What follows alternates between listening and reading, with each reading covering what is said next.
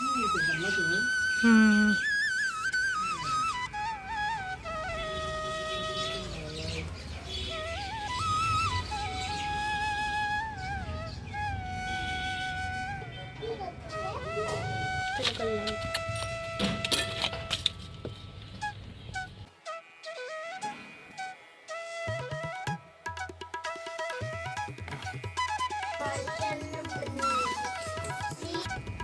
আমি প্রথমবার কাছ থেকে দেখেছি। আসসালামু আলাইকুম প্রিয় বন্ধুরা, কেমন আছো? আশা করছি যে যেখানে আছো ভালো আছো। আলহামদুলিল্লাহ আমরাও ভালো আছি। বন্ধুরা দেখো, উঠোনটা পুরো ভিজে আছে। সকাল থেকে অনেকটা বৃষ্টি হয়েছে, এখন থেমে গেছে, সেজন্য রান্না উঠিয়ে দিয়েছি। ভাতটা আমার হয়ে গিয়েছে, এখন আমি মারটাকে গালাতে দিব। আজকে ব্লগটা আমি এখন থেকে শুরু করছি, সকাল থেকে করতে পারিনি বৃষ্টির কারণে। আশা করছি আজকের ব্লগটা তোমাদের কাছে ভালো লাগবে। আজকে টুকটাক রান্না বান্না সেরে কিন্তু আমি কিছু গাছ লাগাবো আমার ছোট্ট ছাদের মধ্যে। তোমরা আমার সাথেই থাকো, আশা করছি ব্লগটা ভালোই লাগবে। আর এদিকে দেখো, সুপুরির মধ্যে পোকা হয়েছে। আমি তো এগুলো কাটতে পারবো না, তাই শাশুড়ি মাকে দিয়ে দিব। আর আমার দুষ্টু পিচ্ছিটা এই কাজের ফাঁকে, আমি কাজ করছি এর ফাঁকে হচ্ছে মোবাইল নিয়ে বসে পড়েছে। তো মোবাইল তো দেখা একেবারেই ঠিক না, চোখের ক্ষতি হবে। তো আমি নিয়ে নিলাম ফোনটাকে।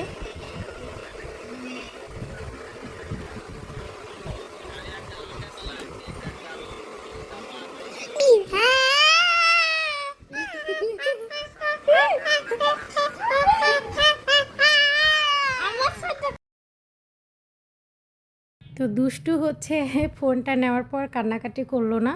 ওরা দুই ভাই বোনে ফোন নেওয়ার পর কান্নাকাটি আমার কাছে করে না, অন্যদের কাছে বায়না করে। তো বাচ্চাদেরকে 10-15 মিনিটের বেশি আসলে ফোন দেওয়া উচিত না।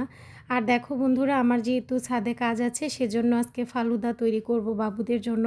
তাই এখনই উঠিয়ে দিলাম। সাবুদানা ধুয়ে আমি হচ্ছে এটাকে আগে ফুটিয়ে নিব, তারপর পানি ছেঁকে দুধের মধ্যে দিব। আর এখানে হচ্ছে আমি এখানে মাংস রান্না করেছি প্রেশার কুকারে, এটা ঢেলে নিব। খুব দ্রুত হয় প্রেশারে রান্না করলে, সেজন্য এখানে উঠে দিয়েছি। আর এদিকে দেখো, ফালুদার জন্য আমি দুধ উঠিয়ে দিয়েছি।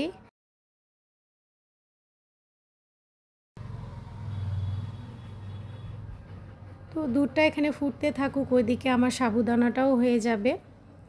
এখন থেকে যদি কাজগুলো আমি গুছিয়ে না রাখি, তাহলে বিকেলের দিকে আর হয়ে উঠবে না, যেহেতু আমি ছাদে উঠে গাছের কাজগুলো করব। তো এদিকে মাংসটা আমি ঢেলে নেই, আর সাবুদানাটাও প্রায় ফুটে গিয়েছে। সাবুদানা সবসময় ছেঁকে ঠান্ডা পানি দিয়ে ধুয়ে নিলে আর হচ্ছে আঠালো বোধটা হয় না, সেটা সুন্দর হয়। অনেকেই আছে সাবুদানা একবারে দুধের মধ্যে দিয়ে ফুটিয়ে নেয়, সেক্ষেত্রে কিন্তু থমথমে হয়ে যায়, সেটা খেতে ভালো লাগে না। আর এদিকে দেখো, অলরেডি আমার রান্না প্রায় শেষ। আর এর মধ্যে পেঁপেটা দেখছি যে মুখটা পচে গিয়েছে। এখন যদি আমি কেটে না রাখি, তাহলে পুরো পেঁপেটা রাতের মধ্যে কিন্তু নষ্ট হবে।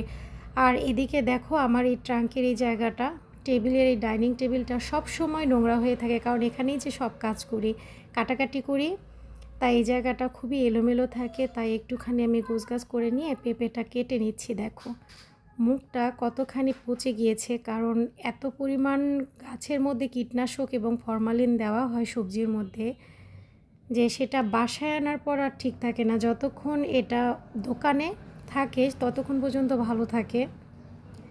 তো যাই হোক, কিছুই করার নাই, এখন কেটে রেখে দেই, ফ্রিজের মধ্যে ধুয়ে রেখে দিব। কালকে আমি এটাকে ঘন্ট করে নিব। তো দুপুরের খাওয়া দাওয়ার সময় হয়ে গিয়েছে। আর টেবিলটা দেখো, এখনও পর্যন্ত সুন্দরভাবে ক্লিন করতে পারি নাই, কিছুই করার নাই। এখন আমরা খাওয়া দাওয়াটা সেরে নিব। তখন যেটা বলেছিলাম তোমাদেরকে, যে থোড় দিয়ে মাছ রান্না করলে কিন্তু খুবই ভালো লাগে। এটা কিন্তু কলা গাছের একটা ভিতরের অংশ। তোমরা যদি এটা না খেয়ে থাকো, অবশ্যই কিন্তু কমেন্টে বলবে, আর যারা এটা চেনো তারাও কমেন্টে আমাকে বলতে পারো।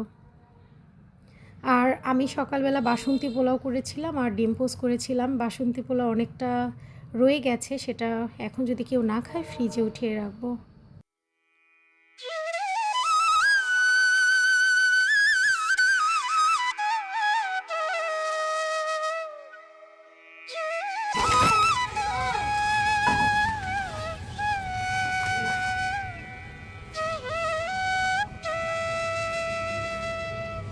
তো বন্ধুরা একেবারে খাওয়া দাওয়া শেষ করে ছাদের মধ্যে চলে এলাম।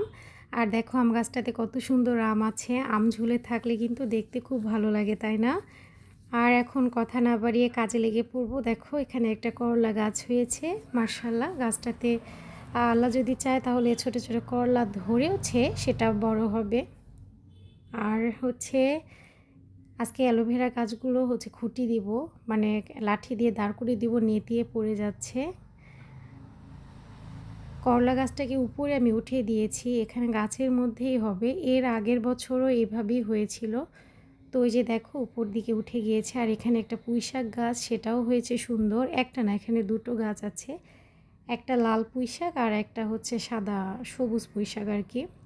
তো চলো আর কথা না বাড়িয়ে এখন কাজে লেগে পড়া যাক।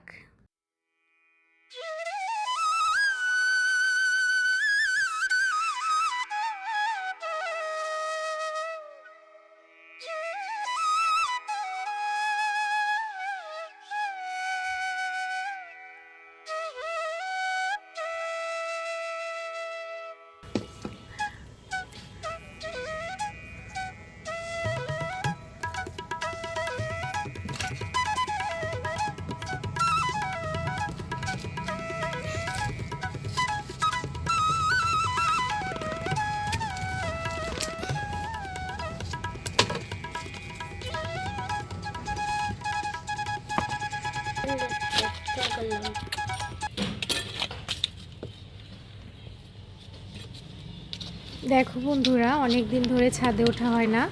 আর ছাদের অ্যালোভেরা গাছগুলো নেতিয়ে গেছে এবং করলা পুঁইয়ের গাছগুলো ডাল অনেক দূর বেরিয়ে গেছে, সেগুলো আজকে উঠিয়ে দিতে হবে। আর এই অ্যালোভেরার গাছগুলোতে খুঁটি না দিলে সেগুলো নিচে পড়ে যাচ্ছে।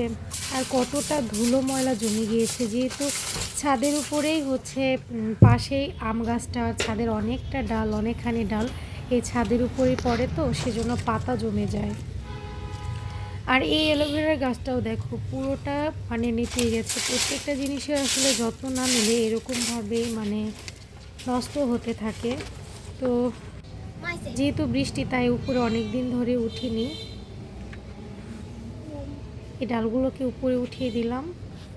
আর এই পেঁপে গাছটা, এটা নামাতেও হবে, কারণ পেঁপে গাছ তো ছাদের মধ্যে একেবারেই হবে না, এটা আর কি একটুখানি বড় করার জন্য রাখা হয়েছে। আর এই যে দেখো ড্রাগনের গাছগুলো, মানে ডাল আর কি, এই ডাল কটাই আর কি লাগাবো। আর ড্রাগন কিন্তু ডাল থেকেই কিন্তু বৃদ্ধি হয়। আমি এখানে মাটিতে রেখেছিলাম কিছুদিনের জন্য শিকড় বের করার জন্য, শিকড়টা বেরিয়ে গিয়েছে অনেকটাই। আর দেখো আমার বিনি চলে এসেছে, আমার ইউটিউবের প্রথম আর কি সঙ্গী। সেদিন বাসায় ভিডিও করার সময় কেউই ছিল না, আমি একা একা কীরকম করে ভিডিও করব, ব্লগ ভিডিও যেহেতু এর আগে কখনো করি নাই। তো ওই দিন ও এসেছে। প্রত্যেকটা হচ্ছে জিনিসে আল্লাহর হুকুমে হয়, তো একটা আমার সঙ্গী হয়ে গেছে। আজকে তো বাবুর স্কুলে মানে যায়নি, ছুটি, তাই বাসায় আছে। তো ওকে খেতে দিলাম মাছের কাঁটা। আমার ছেলে ওর সঙ্গে একটু দুষ্টামি করতেছে। আর 1-2 দিনের মধ্যে এতটা পোষা হয়ে গিয়েছে, কি বলবো। আমার কথা শুনতে পেলেই ও তাড়াতাড়ি কোথা থেকে যেন চলে আসে। তো ছাদটা যেহেতু পরিষ্কার হয়ে গেল, এখন মাটি উঠানোর কাজগুলো আছে, মাটিগুলো উঠিয়ে নিতে হবে। তারপরে আমি ড্রাগন আর অন্যান্য গাছ গেড়ে তারপর নেমে পড়ব। তো এই যে দেখো মাটি নিয়ে আসা হয়ে গিয়েছে, মানে বাইরে থেকে খুঁড়ে মাটিটা নিয়ে আসা হয়েছে। এগুলো হচ্ছে ফলের ঝুড়ি, এগুলো ছিল। তো ঝুড়িগুলোতেই চিন্তা করতেছি গাছ গাড়বো। আর দেখো বিনিকে খেতে দিয়েছি। দেখো তোমরা, কাকগুলো একদম প্রতিদিন ওর খাওয়ার সময় এসে এখানে চিৎকার করে। তো এতগুলো মাটি তো আমি এমনিতে উঠাতে পারবো না, তো সেজন্য আমি রশি বেঁধে নিয়েছি, আর সেটা উপরে এখন আমি টেনে তুলবো।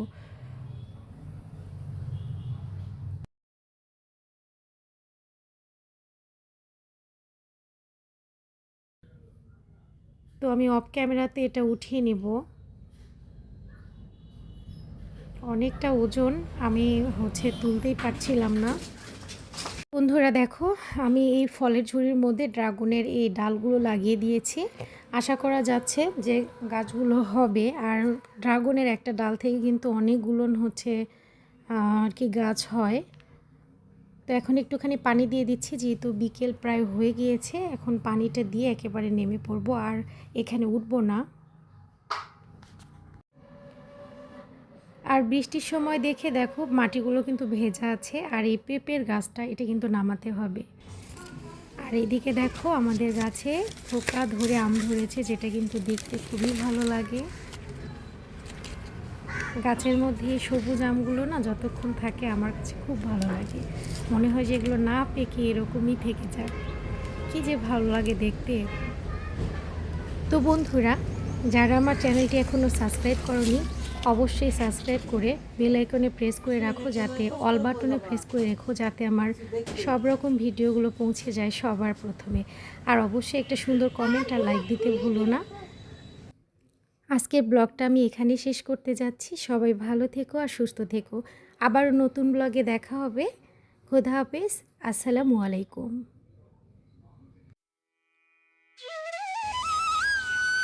Sorry, what's your name?